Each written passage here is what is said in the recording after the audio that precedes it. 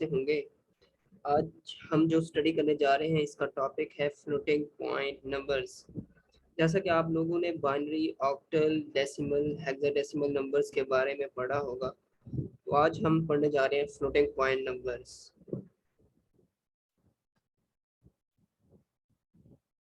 तो हमारी next slide है आउटलाइन।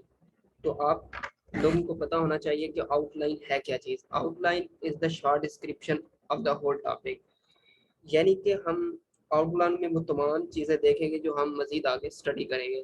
तो सबसे पहले टॉपिक के बारे में पढ़ने से पहले आप लोगों को टॉपिक के मेन पॉइंट्स के बारे में पता होना चाहिए कि हम आगे क्या स्टडी करने जा रहे हैं। तो सबसे पहले माइंडसेट बना हुआ होना चाहिए कि हमने आगे क्या स्टडी करना है। तो सबसे पहले हम इंट्रोडक्शन देखेंगे फ्लोटिंग पॉइंट नंबर्स का, कि इंट्रोडक्शन में क्या चीज़ें हैं, फ्लोटिंग पॉइंट नंबर है क्या चीज़ और इसको हम किस चीज़ के लिए यूज़ करें, क्या चीज़ होती है ये। तो सेकंड हमारे पास होता है method to solve floating point numbers, कि हम फ्लोटिंग पॉइंट नंबर अगर हमें दिया हुआ है तो हम उसको सॉल्व करने के हमारे पास कितने तरीके हैं, क्या तरीके हैं। तो सेकंड थर्ड पॉइंट है हमारे pass on how many bits it depends, कि कितने बिट्स पर वो डिपेंड कर रहा है। फोर्थ पॉइंट हमारे पास parts of floating point numbers, ये फ्लोटिंग पॉइंट नंबर कितने हिस्सों पर मुश्तमिल होता है, कितने पार्ट्स पे मुश्तमिल होता है। तो हमारे पास फिफ्थ पॉइंट है how to write floating point numbers in bit form, कि अगर हमें फ्लोटिंग पॉइंट नंबर दिया हुआ है तो हम उसको बिट फॉर्म में किस तरह तब्दील कर सकते हैं, किस तरह लिख सकते हैं। उसका आंसर हमें बिट्स फॉर्म में लिखना होता है, तो वो हम किस तरह लिख सकते हैं वो हम एक एग्जांपल करेंगे तो इंशाल्लाह आपको वो क्लियर हो जाएगा। तो सबसे पहले जैसे कि मैंने आपको बताया कि इंट्रोडक्शन पे जैसे कि हम पहले आप लोग पढ़ चुके होंगे कि बाइनरी नंबर के बारे में, ऑक्टल के बारे में, डेसिमल, हेक्साडेसिमल के बारे में जैसे कि आप पढ़ चुके होंगे कि बाइनरी 2 बिट्स पर मुश्तमिल होता है, ऑक्टल 8 बिट्स पर होता है, डेसिमल 10 डेसिमल पर मुश्तमिल होता है और हेक्साडेसिमल 16 बिट्स पर मुश्तमिल होता है। तो ये ऊपर वाले जितने भी तमाम टॉपिक्स हैं, बाइनरी, ऑक्टल, डेसिमल, हेक्साडेसिमल, तो ये तमाम चीज़ें जो हैं ये हैं हमारे पास सिंपल टॉपिक्स से। तो लेकिन जो आज हम पढ़ने जा रहे हैं फ्लोटिंग पॉइंट नंबर्स, ये एक कम्प्लेक्स नंबर पर मुश्तमिल होता है। तो फ्लोटिंग पॉइंट नंबर्स में फ्रैक्शंस होते हैं और एक्सपोनेंट फॉर्म होते हैं, तो ये एक कम्प्लेक्स नंबर में आता है। तो हमारा अगली नेक्स्ट स्लाइड थी कि मेथड हमारे पास कौन कौन से हैं, कि हम फ्लोटिंग पॉइंट नंबर्स को किन मेथड्स के जरिए हम इनको सॉल्व कर सकते हैं। तो वो हमारे पास 3 मेथड हैं, single Persian, double Persian and extended Persian. तो आज हम सिर्फ सिंगल पर्सियन पढ़ेंगे ताकि टॉपिक इतना ज़्यादा कंफ्यूजन में ना जाए। तो आज हम सिंगल पर्सियन को यहाँ पे डिसीजन करेंगे और यहाँ पे पढ़ेंगे इंशाल्लाह, ताकि आपको बआसानी समझ आ जाए। तो हमारी नेक्स्ट स्लाइड है कि कितने बिट्स पर मुश्तमिल होता है। जैसा कि मैंने अभी आप लोगों को बताया कि बाइनरी जो नंबर होता है वो 2 बिट्स पर मुश्तमिल होता है, 0 1। ऑक्टल जो होता है वो 0 से 7 बिट्स पर मुश्तमिल होता है, यानी कि 8 बिट्स टोटल होती है ऑक्टल में। डेसिमल में 10 बिट्स होती हैं और हेक्साडेसिमल 16 बिट्स पर मुश्तमिल होता है। तो इसी तरह जो फ्लोटिंग पॉइंट नंबर्स हैं वो एक कम्प्लेक्स नंबर्स हैं, एक्सपोनेंट और फ्रैक्शन की पार्ट में ये होते हैं, तो इसलिए ये 32 बिट्स पे होता है। तो इसकी जो 32 बिट्स है उसकी डिवीजन जो की गई है वो इस तरह होती है कि जो फर्स्ट होता है साइन पे एक, आप लोगों को इसके 3 पार्ट्स हैं वो तो आप लोगों को इंशाल्लाह पता होगा, या नहीं होगा तो मैं इंशाल्लाह नेक्स्ट स्लाइड्स में आपको बता दूंगा। ये 3 पार्ट्स पर मुश्तमिल होता है, साइन पे, एक्सपोनेंट एंड फ्रैक्शन पार्ट्स होते हैं। तो साइन में 1 बिट होती है, एक्सपोनेंट पार्ट में 8 बिट्स होती हैं और फ्रैक्शन पार्ट में 23 बिट्स होते हैं। तो ये टोटल ऑल 32 बिट्स हो जाती हैं। तो यहाँ पर मैं आप लोगों को मज़ीद बताऊंगा, जैसे मैंने आपको पीछे बताया कि इसके कौन कौन से पार्ट्स होते हैं। तो यहाँ पे मैं आपको डिटेल से बताने जा रहा हूँ कि एक अगर फ्लोटिंग पॉइंट नंबर हमारे पास दिया गया होगा तो उसको वो 3 बिट्स वो उस 3 पार्ट्स पर मुश्तमिल होगा। ये आप लोगों ने याद रखना है कि वो कितने पार्ट्स पर मुश्तमिल है। वो 3 पार्ट्स में मुश्तमिल है। पहला पार्ट होता है हमारे पास इंटीग्रल पार्ट होता है, दूसरा मेंटिसा पार्ट होता है और चौथा एक्सपोनेंट्स पार्ट होता है।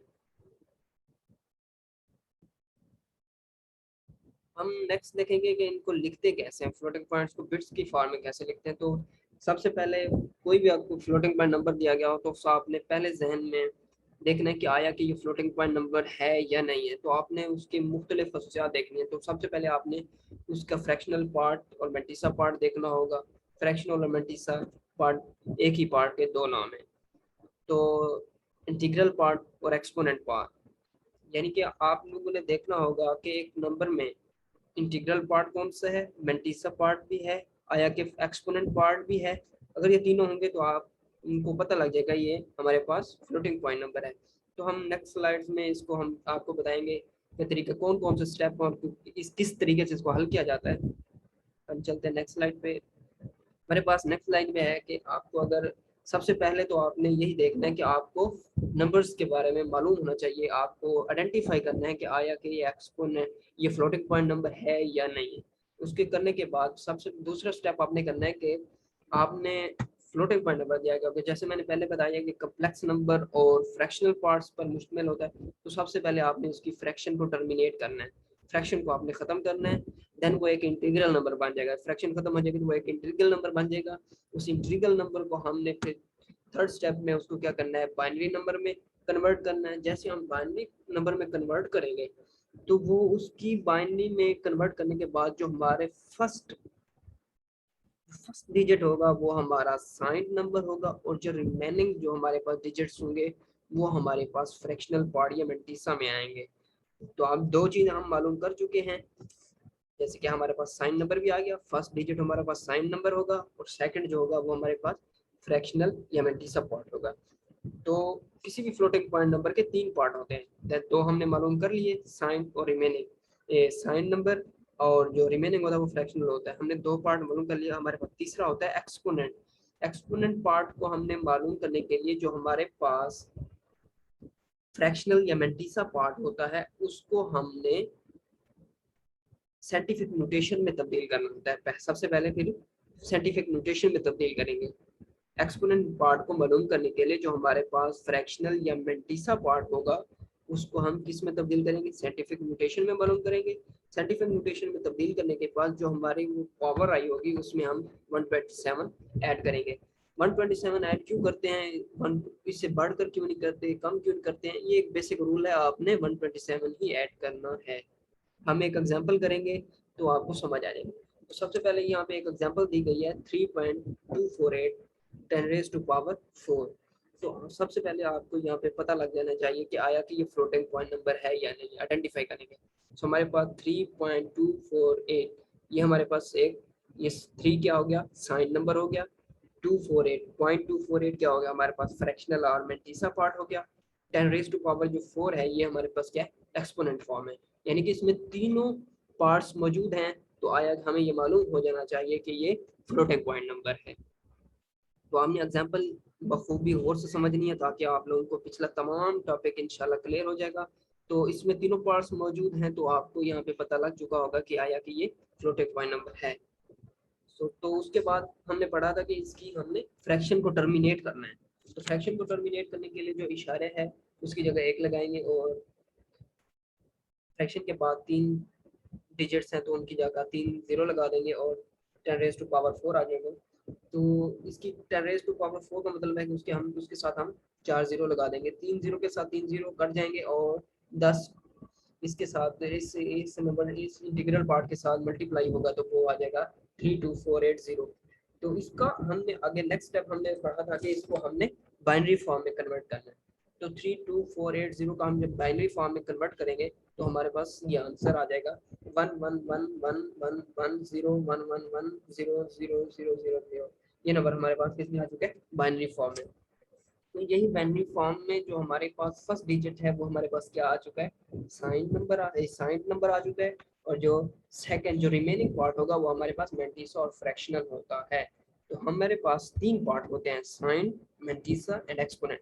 दो पार्ट तो हमारे पास आ चुके हैं, लेकिन हमने थर्ड पार्ट भी इसका आइडेंटिफाई करना है, मालूम करना है आंसर लिखने के लिए। वो कौन सा होगा, हमारे पास एक्सपोनेंट है।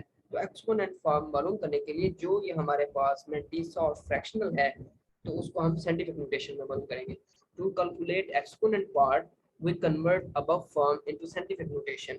आया कि ये जो हमें मेंटिसा और फ्रैक्शनल पार्ट दिया गया है, पहले साइन नंबर को छोड़कर जो मेंटिसा और फ्रैक्शनल पार्ट है उसको हमने साइंटिफिक नोटेशन में तब्दील करना है। साइंटिफिक नोटेशन में तब्दील करेंगे तो ये आ जाएगा 1.1 रिमेनिंग आ जाएगा उसके पास एक्सपोनेंट फॉर्म है, तो एक्सपोनेंट फॉर्म में 127 ऐड करेंगे तो ये हो जाएगा 141 रेस्ट बेस 10 आ जाएगा। तो अगर हम 141 को जब बाइनरी फॉर्म में कन्वर्ट करेंगे तो ये हमारे पास बाइनरी फॉर्म आ चुकी है 1000101, ये हमारे पास 141 की एक्सपोनेंट फॉर्म आ जाएगी, यानी कि बाइनरी फॉर्म आ जाएगी। इस बाइनरी फॉर्म को हमने फिर आंसर के लिए लिखना होगा, जैसे कि हमने यहाँ पे मालूम कर चुके हैं साइन नंबर।